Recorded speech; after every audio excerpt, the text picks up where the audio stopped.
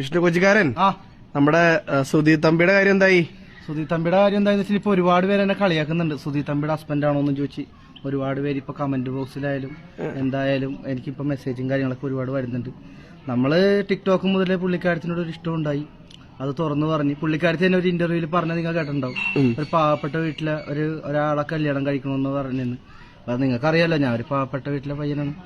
അപ്പൊ എനിക്ക് 31 വയസ്സായി, സുധി തമ്പിക്കും അത്ര ആയെന്ന് എനിക്ക് പ്രതീക്ഷിക്കുന്നു. ഇപ്പൊ വയസ്സ് കൂടിയാലും എനിക്ക് കുഴപ്പമില്ല. സുധി തമ്പിനെ കല്യാണം കഴിക്കുന്ന ഒരു ആഗ്രഹം ഞാൻ പറഞ്ഞു. അതിന് ഒരുപാട് പേര് എന്നെ വന്ന് തെറി വിളിക്കുന്നുണ്ട്, എന്നെ അടുത്ത് ട്രോൾ ചെയ്യുന്നുണ്ട്. എന്നാലും നമ്മളുടെ ഒരു ഇഷ്ടം അത് നമ്മൾ പറഞ്ഞു അല്ലേ, അത് പാർക്കണ എന്ത് നമുക്ക് പറയാലോ. സുധി തമ്പി വിളിച്ചേർന്ന വീഡിയോ, സുധി തമ്പിയുടെ ഒരു കമന്റ് കണ്ടായിരുന്നു, ഒരു സ്മൈലിന്റെ. അതിന് പുള്ളിക്കാരത്തേക്ക് അത് ഒരു താല്പര്യമുള്ള പോലെ എനിക്ക് തോന്നിയായിരുന്നു. ഒരു കമന്റ് ഇട്ടിട്ടുണ്ടായി.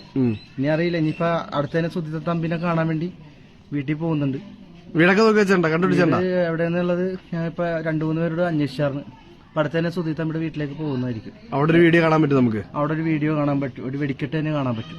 ജെന്യൂൻ ആയിട്ടുള്ള ഒരു അപ്രോച്ചാണ് കല്യാണം കഴിക്കാൻ. ജെന്യൂനായിട്ട് കല്യാണം കഴിക്കാനുള്ള ഒരു മൈൻഡിൽ തന്നെയാണ് നിൽക്കുന്നത്.